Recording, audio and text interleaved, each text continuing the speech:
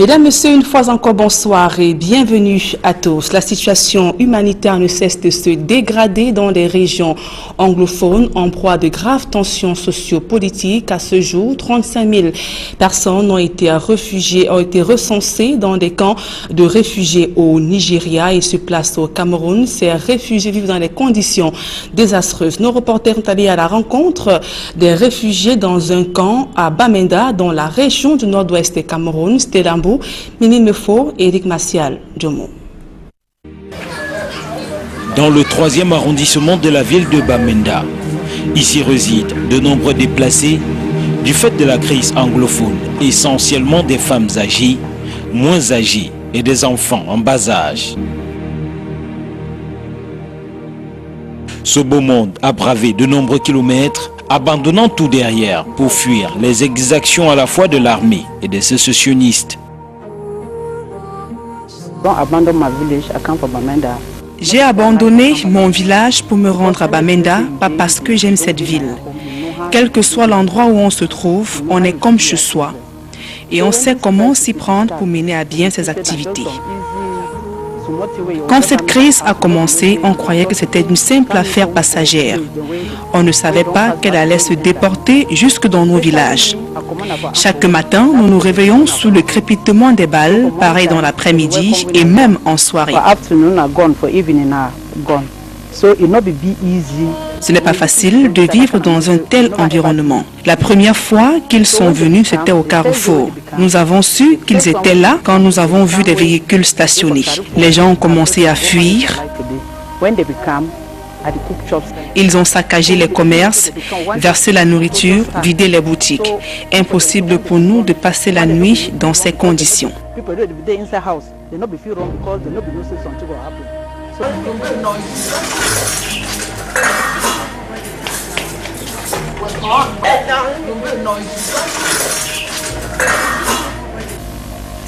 I was pregnant until 7 months, going to 8 months.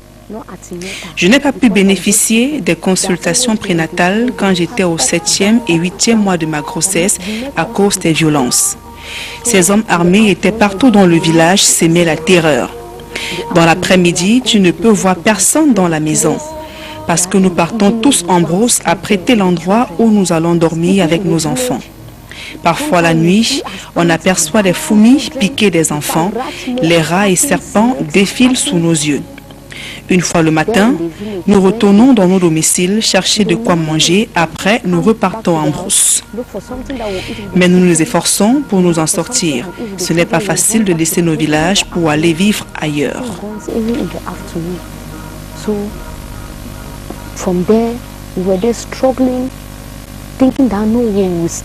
Dans ce refuge de fortune, la vie de ces familles est loin d'être un long fleuve tranquille.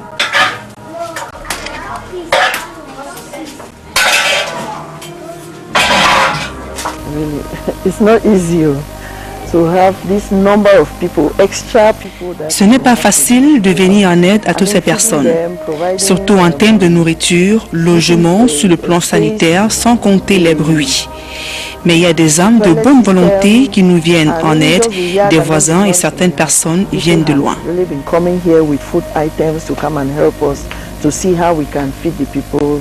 Ces enfants n'ont pas emprunté le chemin de l'école depuis près de 2 ans déjà.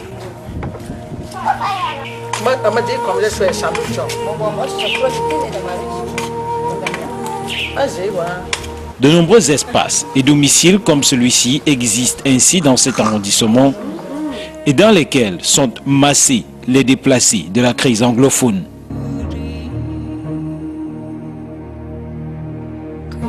Les autorités municipales fustigent le mutisme gouvernemental face à ce qui se présente comme un véritable cas humanitaire.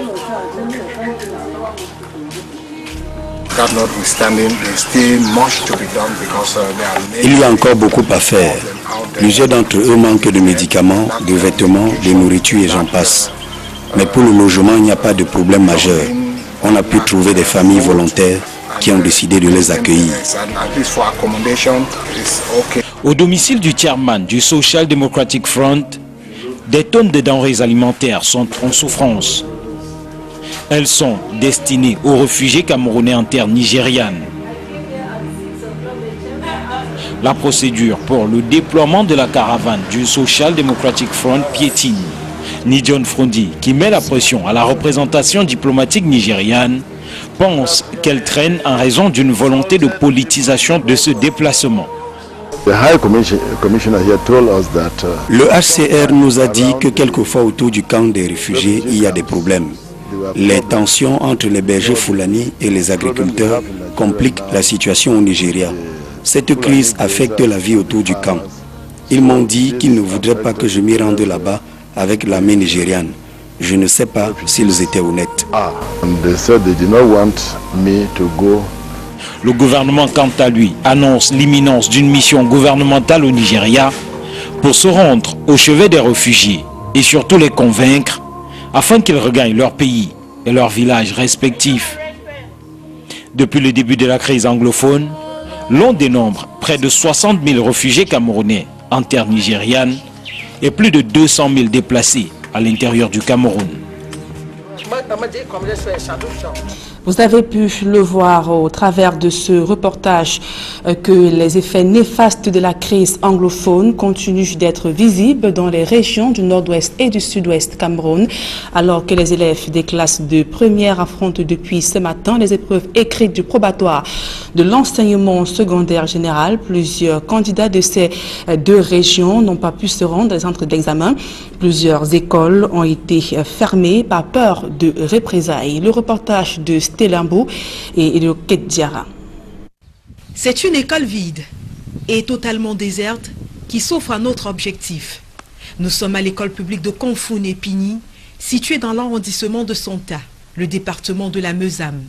Ici, en lieu et place des élèves et du corps enseignant qu'on trouve dans toutes les écoles normales en temps de classe, c'est une chèvre qui nous accueille, fière de gambader sur cette superficie sans personne, pour l'empêcher de brouter à cette herbe bien verte que l'absence d'activité a permis de pousser, envahissant une bonne partie de la cour de récréation ou de ce qui en tient lieu. Si le bureau du directeur de l'école est fermé à double tour, l'accès aux salles de classe se fait plus facilement. Premier constat frappant, rien de cassé, tout semble être en ordre, mais l'épaisseur de la couche de poussière présente sur les tables bancs nous donne une estimation du temps passé, sans aucun nettoyage. Estimation tout de suite confirmée par la date présente sur le tableau noir et qui témoigne du jour du dernier cours, le 3 décembre 2016. Dans cette autre salle de classe, le dernier cours remonte à plus loin, le 18 novembre 2016. Et enfin celle-ci, le 9 novembre 2016. Des dates qui techniquement nous ramènent au tout début de la crise anglophone. Aujourd'hui, à presque 2 années de son déclenchement, les effets néfastes se sont généralisés et de nombreux parents choisissent soit de garder leurs enfants à la maison, par peur de représailles, soit de les envoyer étudier en dehors des deux régions à problème.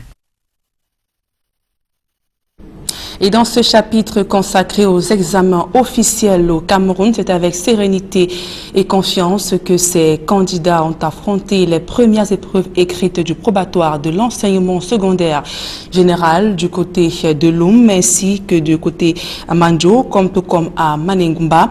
Et je crois que plusieurs d'entre eux s'interrogent encore sur l'importance de l'examen dans le sous-système éducatif francophone au Cameroun. Jacquino Molon, Julienne Berthe-Bissaï. C'est sous forte surveillance qu'ont démarré les épreuves écrites du probatoire de l'enseignement général dans le département du Mongo. Au lycée du Manengouba comme à Mandjo, les candidats sont sereins. Je suis bien préparée parce que c'est depuis en septembre qu'on préparait le probatoire. C'est pas aujourd'hui que, ou bien en fait c'est pas la semaine passée que j'ai commencé à apprendre. Donc je suis prête à affronter toutes les épreuves. Après la fouille systématique et la lecture de la police d'examen, ils sont soumis à la première épreuve qui est le français. Même si certains candidats se disent prêts à affronter cet examen qui leur donne accès en classe de terminale, d'autres estiment qu'il est un frein à leur épanouissement scolaire. Au fait, on ne connaît même pas à quoi le probatoire c'est, étant donné que ce n'est même pas l'un des diplômes les plus préoccupants au Cameroun.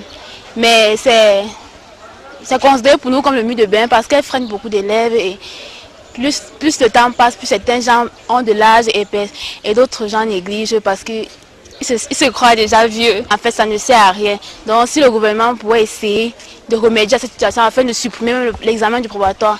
Ça bloque vraiment bon. Moi, je crois qu'il faut seulement travailler. Il faut travailler. Moi, je le refais pour la deuxième fois. Oui, j'ai raté l'année dernière, mais cette année, j'ai mis les batteries en marche. Oui, je crois que cette année, par la grâce de Dieu, je vais réussir mon examen. Les responsables du lycée de Mandio et Manengouba, qui veillent au bon déroulement des épreuves, déplorent quelques cas d'absence. Nous observons que 11 manquent à l'appel. Donc nous avons 882 candidats qui sont en train de composer la première épreuve du français. Nous avons enregistré 525 candidats, toutes séries confondues.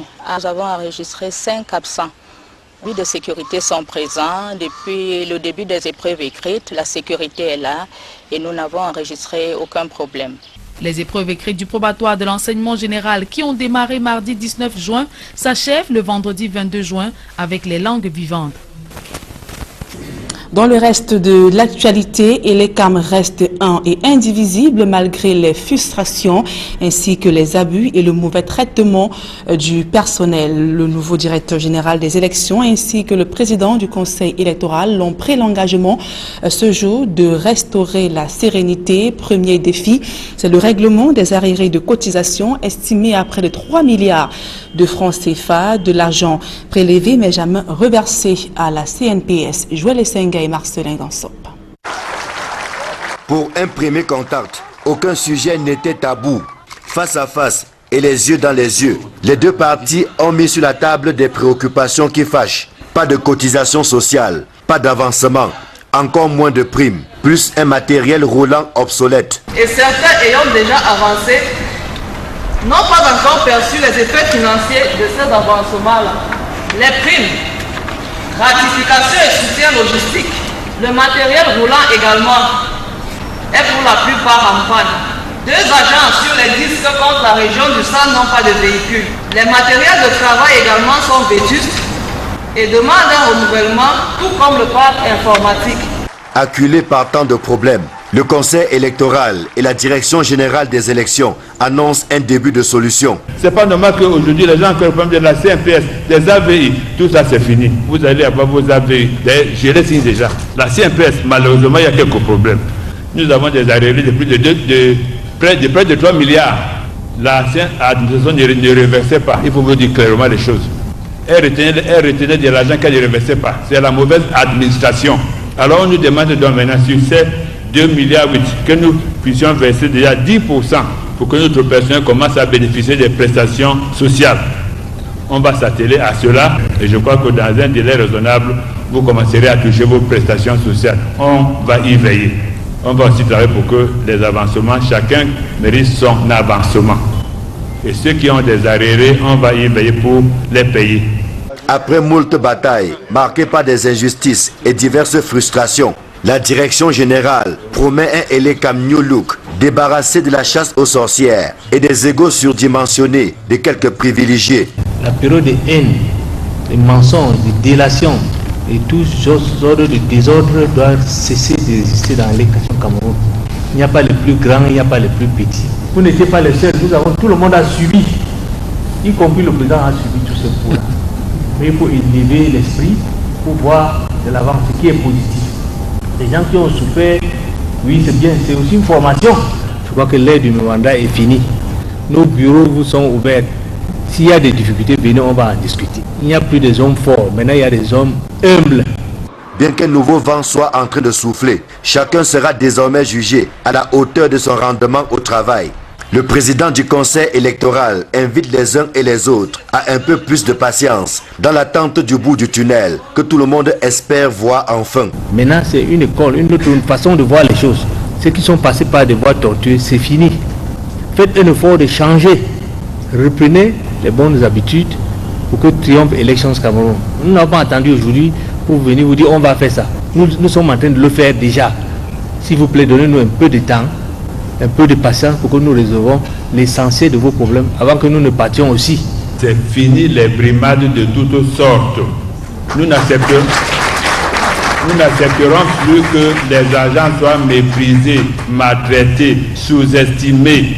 Quand quelqu'un sort de chez nous le matin, il doit être fier de partir travailler. Le conseil électoral et la gestion vont travailler main dans la main. C'est fini les histoires inutiles. En espérant que les fruits tiendront effectivement la promesse des fleurs. Et on envoie ça chez le directeur. Et le président d'Elecam rassure quant à la collaboration qui se veut désormais saine entre le Conseil électoral et la Direction générale d'Elections Cameroun, et ce pour le bon fonctionnement d'Elecam. Écoutons donc cette réaction d'Eno Abraham Egbi. Vous avez pour la première fois, vous voyez le directeur général et le président du Conseil et tous les exécutifs, vous les voyez ensemble, n'est-ce pas? C'est des signes qui ne trompent pas, c'est des signaux forts. Nous fonctionnons beaucoup plus dans l'esprit. Il n'y a plus de problème. Donc ne venez pas faire le Congolais là-bas. Si vous le dites, il va venir me dire rapidement, on va vous confondre. Faites attention. Celui qui vient dans mon bureau raconter les choses, je vais vous confondre devant lui. Donc faites attention et laissez tout ça.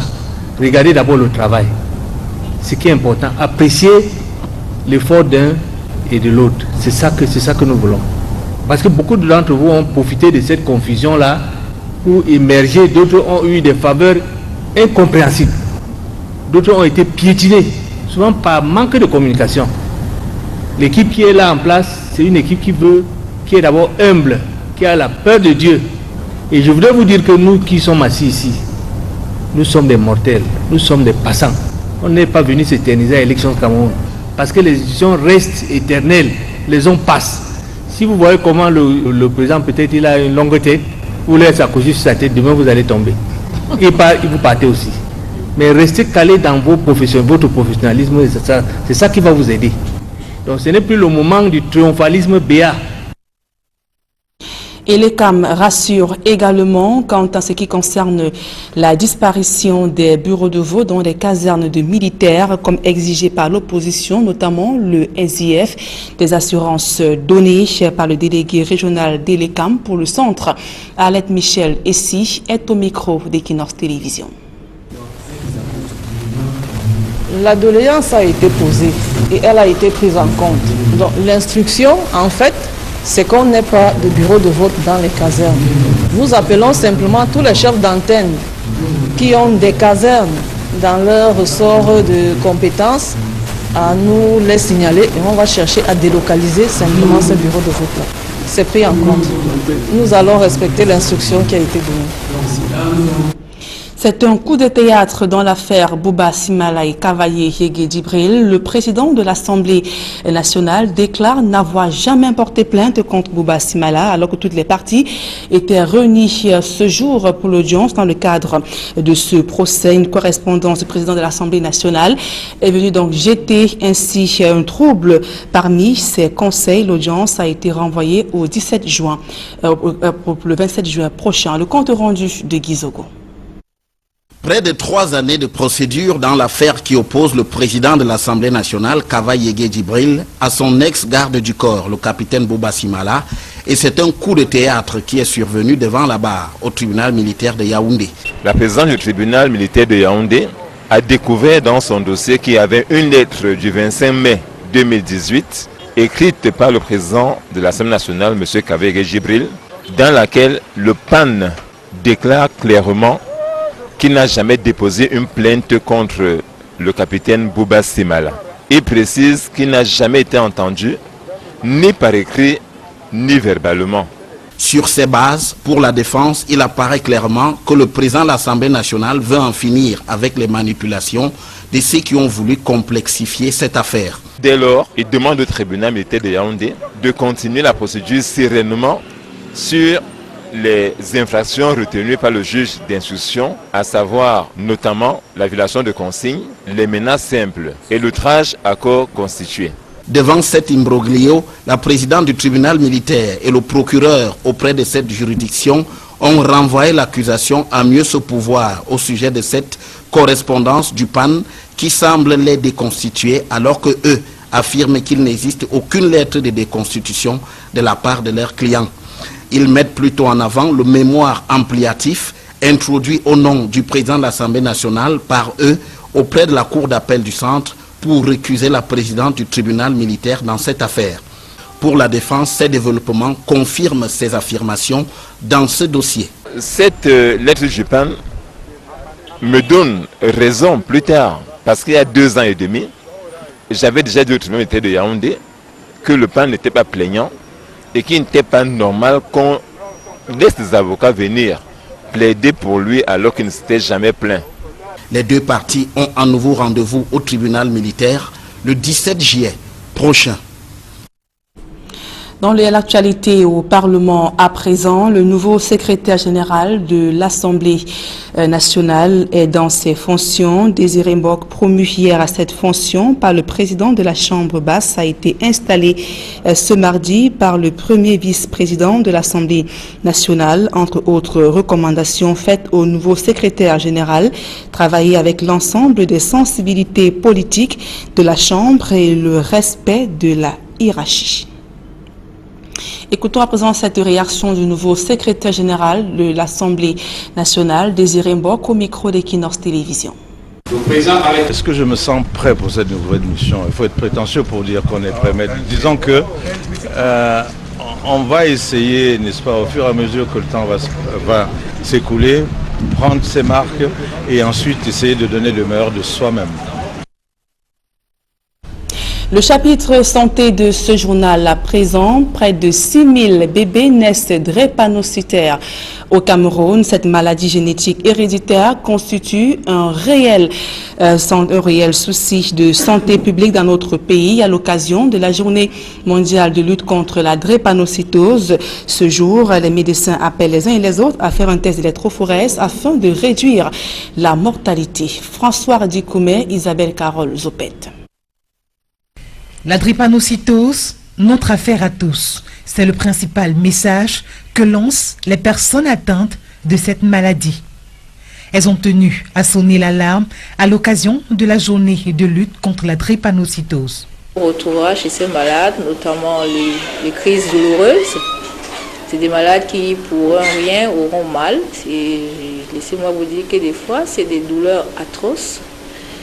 En dehors des crises douloureuses, ils auront des crises anémiques, c'est des malades qui seront tout le temps anémiés et qui devront très souvent être transfusés parce que c'est des anémies sévères. Et en plus de ça, c'est des malades qui seront susceptibles d'avoir des infections et des infections sévères. Les patients atteints de drépanocytose dénoncent le martyre dont ils sont victimes au Cameroun. C'est la stigmatisation, c'est-à-dire que partout où vous passez, on ne vous prend pas au sérieux. Parce qu'on se dit, celui-là, il ne peut rien faire, il ne peut rien apporter comme rendement. C'est les difficultés financières pour la prise en charge même de la maladie. L'une des causes de prolifération de la drépanocytose, c'est l'impatience de nombreux couples qui consomment très tôt leur union et relaient les examens médicaux au second rang. La drépanocytose, c'est l'affaire de tous.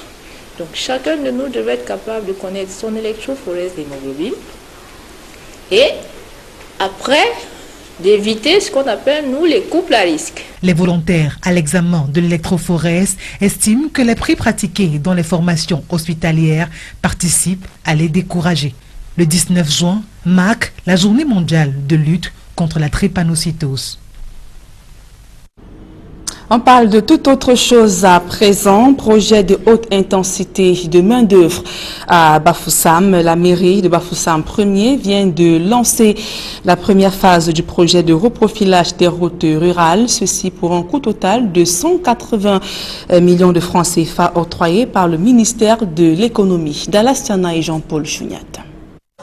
La population de la commune de Bafoussam 1er bénéficiera désormais des retombées du projet IMO. Entendez haute intensité de main-d'œuvre, un projet gouvernemental qui vise à améliorer le cadre de vie de ses habitants et créer de l'emploi. Il s'agit, n'est-ce pas, d'utiliser les investissements publics lors de la réalisation des infrastructures publiques, n'est-ce pas, de faire un choix d'utiliser la main-d'œuvre locale et les matériaux locaux pour réaliser nos infrastructures. Pardon de salaire, de l'argent qu'on redistribue dans la localité à travers des salaires payés La convention signée en 2016 entre la mairie de Bafoussam Ier et le ministère de l'économie et l'aménagement du territoire porte sur un financement global de 338 millions de francs CFA, dont 180 millions déjà disponibles pour le lancement de la première phase des projets sociaux. Je suis très content encore de lancer ça aujourd'hui parce que les populations de Bafoussam vont en profiter sur plusieurs angles. Déjà, les jeunes qui vont être utilisés pour ces travaux, parce qu'on vous a dit que c'est une façon de résorber le chômage.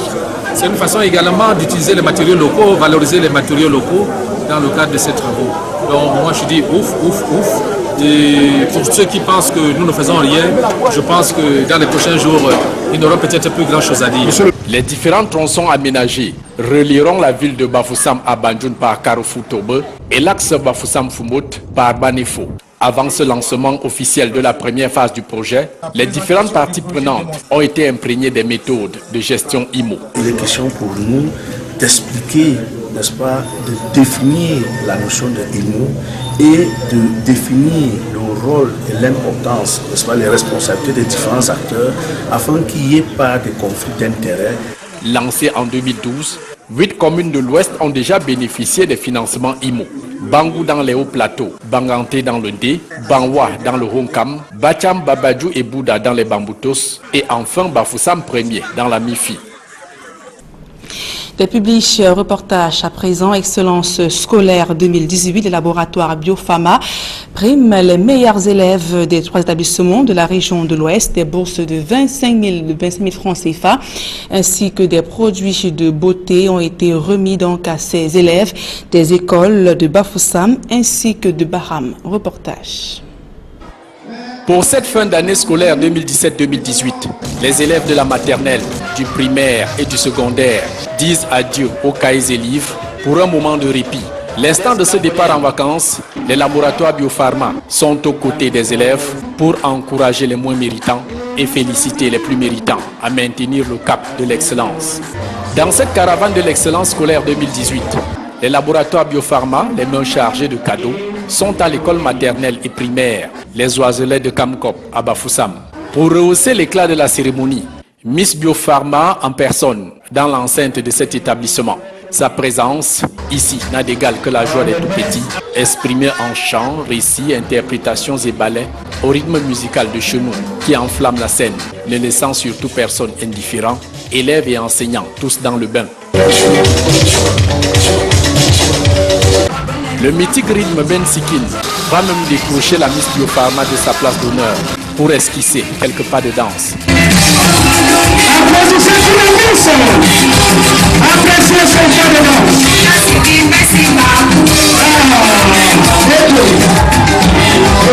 La phase des prestations s'est vite terminée.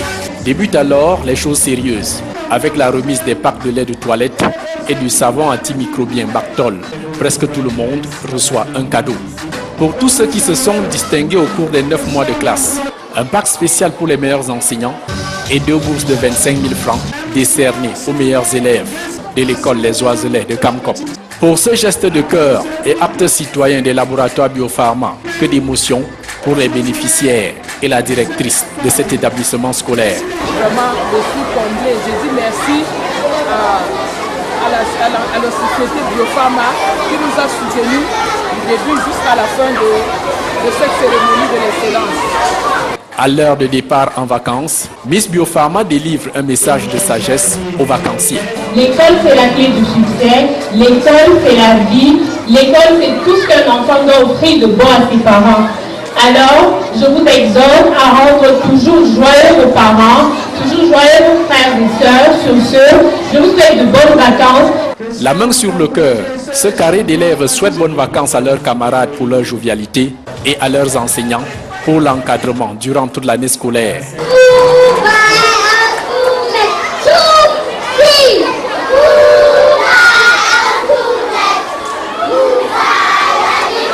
Après l'école primaire Les Oiselets, la caravane de l'excellence scolaire met le cap sur les hauts plateaux à l'école publique maternelle bilingue de Baham. Une fois encore, les laboratoires Biopharma ont les mains chargées de cadeaux pour ces tout-petits en route pour les vacances. Tour à tour, ils récitent, chantent et dansent pour montrer leur savoir-faire acquis en 9 mois de classe. Éveil de la motricité fine et la motricité générale nécessaire à l'éducation de la petite enfance. Au bout de plusieurs heures de fête, chacun d'entre eux reçoit son cadeau.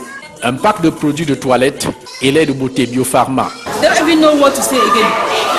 In short, I'm very satisfied with Biopharma. I will say thank you very much. And then may you go ahead. And then your business prosper 100-fold. Le cérémonial bouclé à Baham, la caravane dépose ses cartons de cadeaux au lycée classique de Bafoussam. Tout noir d'élèves réunis dans la cour. Entre discours d'encouragement et de sensibilisation, le proviseur Ngueti Michel déroule les prix à recevoir. La société Biopharma, dans sa générosité, va également primer les 2 meilleurs élèves de l'établissement. Il y aura des paquets de produits de haute qualité, mais il y aura aussi, tenez-vous bien, des espèces sonnantes et trébuchantes, c'est-à-dire de l'argent. Et tour à tour, les meilleurs sont gratifiés d'un pack de produits cosmétiques Biopharma avec une prime spéciale pour Etoga Maxime et Dame Foka Solange, meilleur enseignant du lycée au département de mathématiques. Je dis juste merci à Biopharma et je promets de continuer à bien encadrer les enfants. Ce sont des événements comme ceci qui stimulent encore le travail chez les élèves, tout comme chez les enseignants. Et ça a été vraiment une occasion de joie. Et merci encore à Biopharma. Et les 2 bourses de 25 000 francs CFA pour les plus excellents vont à 2 élèves du premier cycle. Ils ont une moyenne de 17 sur 20. Leur position sur le podium en dit davantage. J'ai reçu un prix de 25 000 francs. Je suis vraiment content d'avoir obtenu ce prix, de savoir que c'est moi le premier et le meilleur élève du premier cycle. Je remercie Biopharma de m'avoir remis ce prix. Je dis merci à Biopharma parce que c'est comme s'ils avaient lu dans mes pensées. Ils ont apporté cet argent au bon moment parce qu'avec cet argent, ils vont me permettre de pouvoir faire les activités que j'avais prévues pour ce. Au bout du compte, la fête des cadeaux pour les belles récoltes a tenu la promesse des fleurs dans les 3 établissements du cycle maternel, primaire et secondaire, récompensés par les laboratoires Biopharma. Une tradition qui fait son bonhomme de chemin depuis quelques années. Des lots divers et tableaux d'honneur pour les tout-petits de l'école bilingue YIPSA, c'était à l'occasion de la cérémonie de départ d'un congé marqué par diverses activités culturelles et ludiques. Reportage.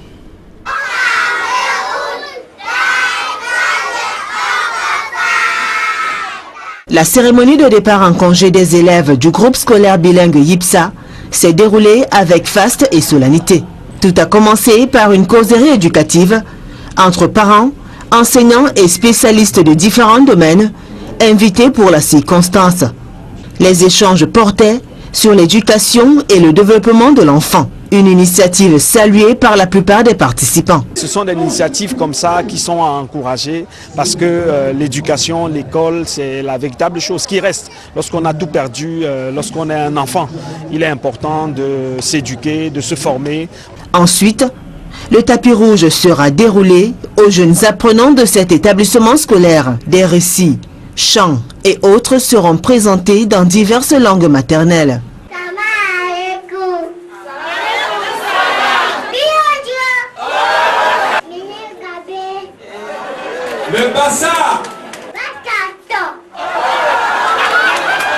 Les enfants originaires des pays voisins, à l'instar du Tchad, de la République centrafricaine ou du Burundi, vont également édifier les convives à chacun de leurs passages.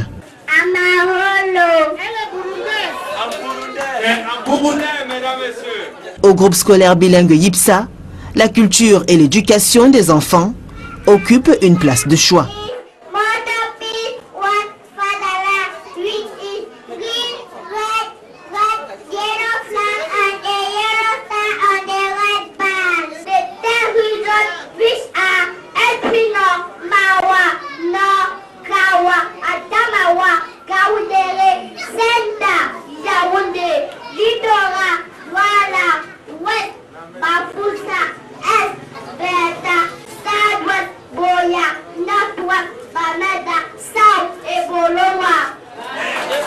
C'est des enfants qui ont moins de 3 ans, mais vraiment, j'avoue, en tant que parent, j'étais surpris par la performance que ces enfants ont eu à étaler. Je suis partant pour inscrire mon enfant dans cette école. Tout homme, tout enfant doit être capable de s'exprimer parfaitement en sa langue maternelle. Nous n'allons pas oublier nos origines. Nos origines sont importantes. C'est pour cette raison que j'ai fait la différence. J'ai mis l'accent sur l'apprentissage de la langue maternelle. La suite se fera de manière plus détendue avec la remise de bulletins, tableau d'honneur et lot d'hiver aux élèves. Le groupe scolaire bilingue YIPSA, c'est un espace d'apprentissage équipé de matériel de pointe, adapté aux exigences des parents. Nous avons vu, les locaux sont véritablement d'appoint. Nous avons vu une salle d'informatique, nous avons vu des tables bancs hautement appréciés ici. Donc nous encourageons M. Bertrand et que cette initiative, que ce groupe scolaire puisse prospérer pour que le taux d'éducation puisse être croissant ici à Douala 3e. Des activités post- et périscolaires sont organisées par cet établissement. Il s'agit notamment des cours de danse classique, musique, karaté et journal entre autres. Le groupe scolaire bilingue YIPSA est situé en Dokpassi 3 dans l'arrondissement de Douala 3e.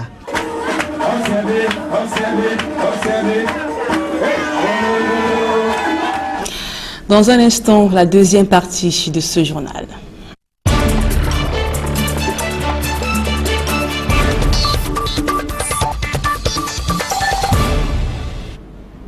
Et je vous le disais à l'entame de ce journal que la situation humanitaire ne cesse de se dégrader dans les régions anglophones en proie de graves tensions sociopolitiques. À ce jour, près de 35 000 personnes ont été recensées dans des camps de réfugiés au Nigeria et tout récemment, les cadres, selon le gouvernement, selon le SIF, donc le gouvernement aurait déjoué les tentatives du chairman du SIF à se rendre dans les camps de réfugiés au Nigeria. Et pour donc en parler, nous avons sur ce plateau Maître Adeline Djomgan, cadre du SIF. Bonsoir et merci d'être venu. Bonsoir Nadine, bonsoir chers téléspectateurs. Alors le SIF était censé se rendre au Nigeria pour apporter du réconfort aux réfugiés dans les camps de fortune là-bas. Mais jusqu'ici, les militants, les cadres n'ont pas pu se rendre. Qu'est-ce qui coince?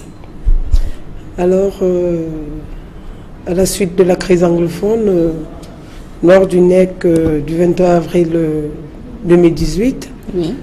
Nous avons, au SIF, nous avons pris la résolution lors de ce NEC d'envoyer une délégation qui devait rendre visite à nos frères réfugiés au Nigeria. Nos frères qui ont pu fuir la crise anglophone qui sévit dans notre pays en ce moment. Et le chairman ne devait pas faire ce voyage tout seul. Il devait le faire avec une délégation assez forte, des élus, des maires, des députés, des sénateurs et même des autres cadres du parti. Alors nous avons saisi le Haut Commissariat. Justement, et sur les antennes de la radio Equinox, dont le responsable du SIF pour le centre a pointé un doigt accusateur sur le gouvernement d'être à l'origine de cette lenteur. Qu'est-ce qui se passe exactement? Non, lorsque nous avons saisi le Haut Commissariat, alors il nous a été indiqué que le déplacement pouvait être fait, mais il fallait un certain préalable. Et lorsque Lequel, par exemple? Non, puisque dans le voyage, lors du voyage, nous avons prévu, en apportant du réconfort, acheter des vivres, riz, produits laitiers. Alors, et le Haut Commissariat nous avait bien indiqué que il y avait des produits qui ne pouvaient pas entrer sur le sol nigérian et ceux qui pouvaient entrer. Et lorsque nous sommes accordés, on nous a dit, lorsque vous êtes prêts, vous pouvez faire la note officielle et vous pourriez vous déplacer. Et cette note officielle a été faite lorsqu'ils nous ont dit, lorsque nous avons estimé que nous étions prêts, nous avons fait cette note officielle. Et jusqu'à ce jour, malheureusement, il n'y a aucune réponse. Donc vous estimez qu'il y a une main cachée? Et c'est la raison pour laquelle nous estimons qu'il y a une main invisible. Oui. Parce qu'il est inadmissible quand même qu'on puisse vouloir apporter du réconfort à nos frères qui sont aujourd'hui réfugiés et qui sont dans des localités, surtout qu'il fallait encore même déterminer les différentes localités où ces réfugiés se trouvent, afin que nous puissions faire le tour. Alors qu'à ce jour, qu'on ne puisse pas donner une réponse assez précise. Mais le chairman du SIF a par ailleurs indiqué que le HCR a évoqué les tensions entre bergers Fulani ainsi qu'agriculteurs au Nigeria. Cette raison n'est-elle pas peut-être suffisante pour justifier? Non, en fait, lorsque le HCR a évoqué les tensions, on l'a évoqué parce que en fait, dans la délégation du chairman, vous avez des maires, des députés, des élus du peuple. Alors, on ne peut pas prendre des maires, des députés, des sénateurs, ces élus, et les amener dans un autre territoire sans pour autant informer les autorités ou le gouvernement fédéral. Alors, c'est cette démarche qui a été entreprise et nous avons pris sur nous d'informer le gouvernement fédéral en saisissant le HCR. Oui. Voilà. Et tout récemment, le président de la République a instruit la mise en œuvre d'un plan national de solidarité en l'endroit des Camerounais des régions anglophones, avec une mission gouvernementale annoncée dans les tout prochains jours au camp des réfugiés du Nigeria. Le SIF est-il prêt aujourd'hui, s'il m'a été tendu, à insérer son initiative dans celle du gouvernement? Je voudrais bien indiquer que depuis plusieurs mois, nous avons entrepris une démarche, celle de faire ce voyage, et aller rencontrer nos frères. Nous avons mobilisé assez de fonds parce que, il faut l'indiquer, les militants, que ce soit des militants de base et cadres, tous dans le parti, chacun a apporté sa contribution pour ces réfugiés. Et à titre de rappel, dans la même lancée, nous avons aussi rencontré même des déplacés qui ont quitté ces zones anglophones pour la zone de Banga. Et à cet effet, le secrétaire national de l'organisation ainsi que le président régional du Sud-Ouest sont allés à leur rencontre et ils ont pu apporter du réconfort. Et selon vous, est-ce que ce plan national de solidarité n'arrive pas à point nommé pour rebooster le vivre ensemble plus que jamais chancelant au Cameroun? Nous estimons que, et surtout pour ma part, j'estime que le vivre ensemble devrait d'abord intégrer le dialogue inclusif tant demandé par tous. Alors, comment peut-on aujourd'hui penser qu'il faut seulement faire, que le gouvernement pense qu'il faut seulement faire ce voyage, cette mission, et que cette mission, c'est une lueur de vivre ensemble? Je pense que le vivre ensemble voudrait que chacun de nous s'interroge, que le gouvernement en place puisse... Mais ça peut également rebooster? Rebooster, je ne pense pas. Parce que je pense qu'il faudrait, en tout état de cause, commencer par un dialogue inclusif, aller à la rencontre de nos frères des zones anglophones et pouvoir dialoguer avec eux. Et toujours dans ce plan national, le gouvernement envisage le retour ainsi que la réinsertion des réfugiés au Cameroun. Comment cela peut-il être possible selon vous? Alors comment parleront-on de retour ou de réinsertion alors que nous sommes toujours en pleine crise? Parce que la réalité aujourd'hui dans les deux régions anglophones, c'est que ces deux régions, toutes les populations quittent ces régions parce que ces régions sont devenues carrément des régions en pleine guerre. Alors, comment peut-on demander à ces populations de revenir dans ces régions alors que rien n'a encore été élaboré et que la paix ou la sérénité n'est pas revenue dans cette région? Alors, on ne peut pas demander à ces populations de revenir. Vous ne saurez revenir chez vous alors que vous êtes encore carrément dans le gouffre. Vous reviendrez quand ça serait plus calme, quand ça serait plus serein. Donc, ce que nous préconisons et ce que nous avons toujours demandé, c'est le dialogue inclusif. Il faudrait qu'on discute, il faudrait que le gouvernement en place discute avec ces populations et qu'on puisse trouver des solutions adéquates. Ce sont nos frères, ce sont des Camerounais.